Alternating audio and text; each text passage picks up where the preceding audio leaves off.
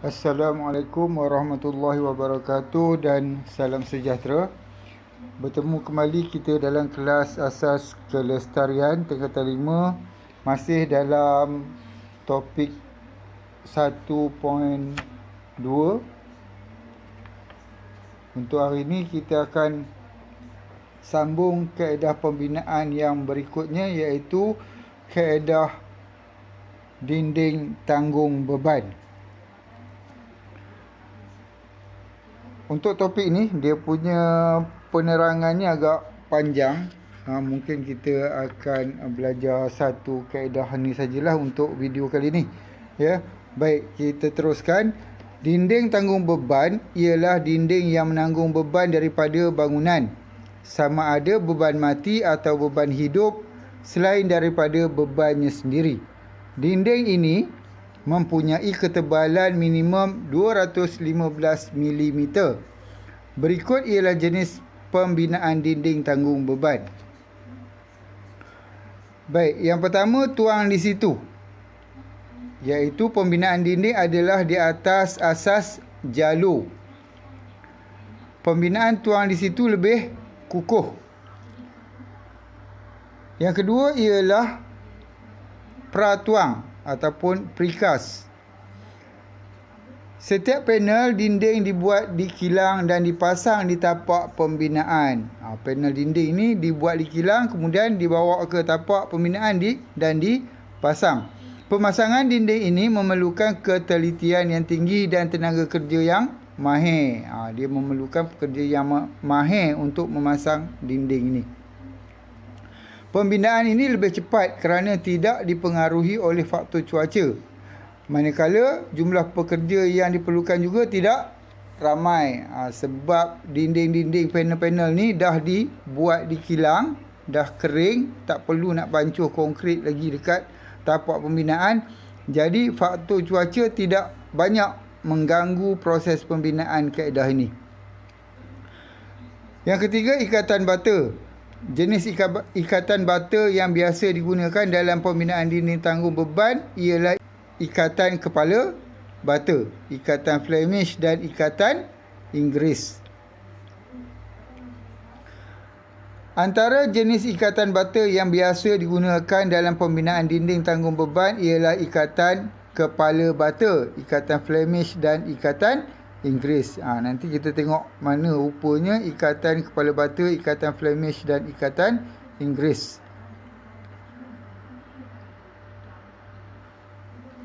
Rajah 1.4 menunjukkan ciri-ciri pembinaan dinding tanggung beban. Yang di bawah ni ialah rajah 1.4.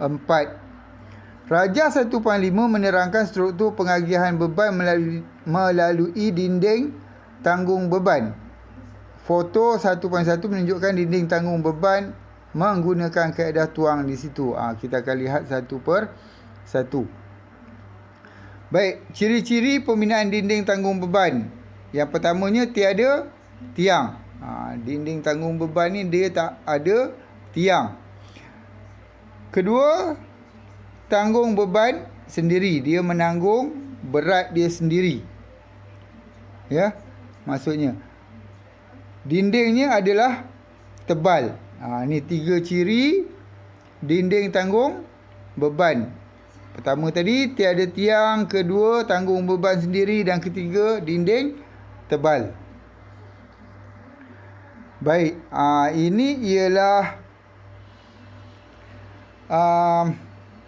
pengagihan beban melalui dinding tanggung beban. Beban daripada bumbung tadi kemudian diagihkan ke pada rasuk, kemudian agih pula kepada dinding. Dinding-dinding yang ada di bangunan tu. Kemudian dinding akan mengagihkan beban kepada lantai konkrit dan seterusnya kepada asas. Yang di bawah sekali tu ialah asas. Baik, ini ialah gambar foto dinding tanggung beban menggunakan kaedah tuang di situ. Maksudnya dinding tanggung beban ni konkritnya dibuat di tapak pembinaan, kemudian dituang ke dalam acuan di tapak pembinaan. Itu maksud tuang di situ.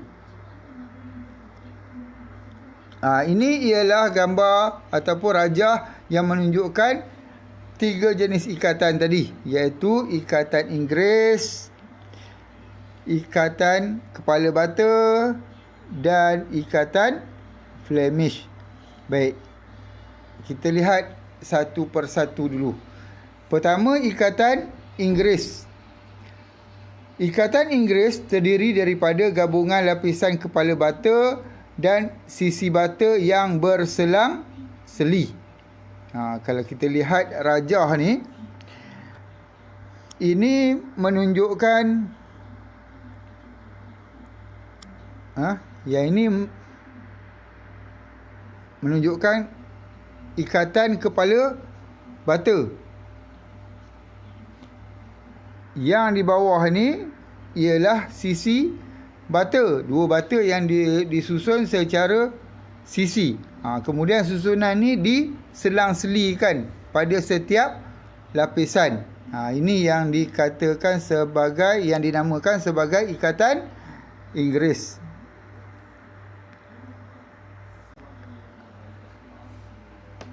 Dalam ikatan ini, bata setengah perlu diletakkan di bahagian penjuru.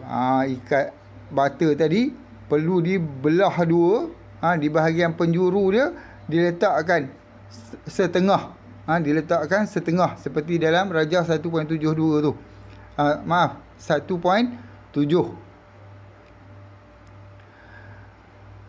Bata setengah bertujuan untuk mengelakkan sambungan tegak yang berterusan dan memberi keseragaman pada dinding tersebut.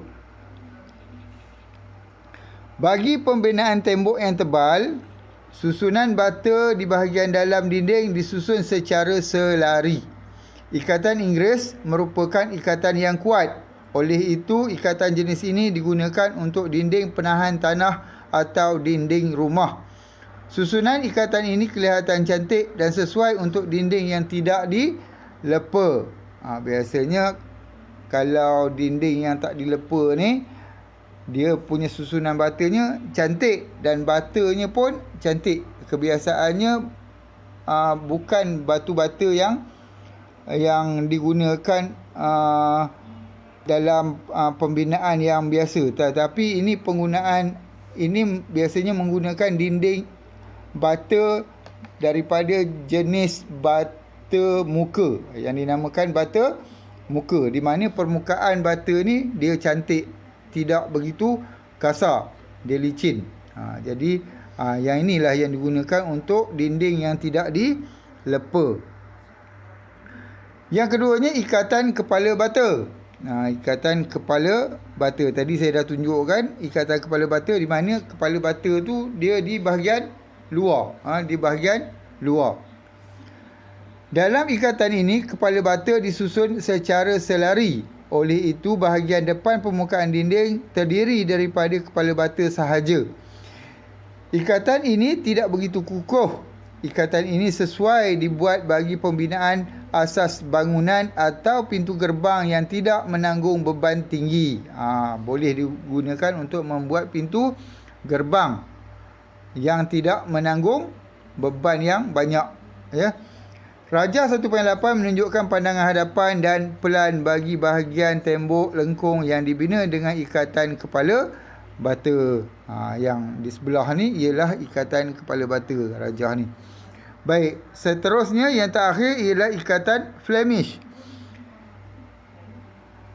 Dalam ikatan Flemish, bahagian kepala bata disusun secara berselang-seli dengan bahagian sisi bata dalam satu lapisan. Tadi lapisan untuk ikatan Inggeris ni, setiap lapisan tu susunan dia berbeza. Atas ikatan kepala bata, yang bawah ikatan sisi bata secara berselang-seli bagi setiap lapisan. Untuk ikatan Flemish ni, dia dalam satu lapisan tu dia berselang-seli. ikatan kepala bata dengan ikatan sisi bata tu secara berselang-seli. Kalau kita lihat pada rajah ni, yang ini ialah ikatan kepala bata. Sementara yang ini ialah ikatan sisi bata. Kemudian diselang-selangkan. Diselang-selangkan dalam setiap lapisan tu. Setiap lapisan tu dia berselang-seli.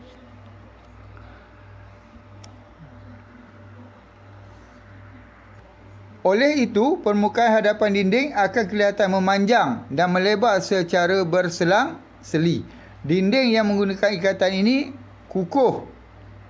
Ikatan jenis ini biasa digunakan bagi pembinaan dinding luar bangunan yang tidak dilepa kerana susunannya adalah cantik. Kalau untuk dinding yang tak dilepa pun boleh gunakan jenis ikatan ini, susunan ini, di mana susunannya cantik. Asalkan kita gunakan bata yang cantik juga, iaitu bata muka, batu bata muka.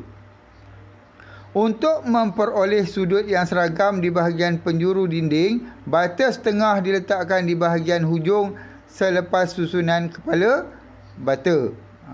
Ya, macam tadi juga, setiap kali nak mula susun di penjuru dinding itu diletakkan setengah bata, diletakkan setengah bata. Itu dia ikatan batu bata yang digunakan untuk dinding tanggung beban.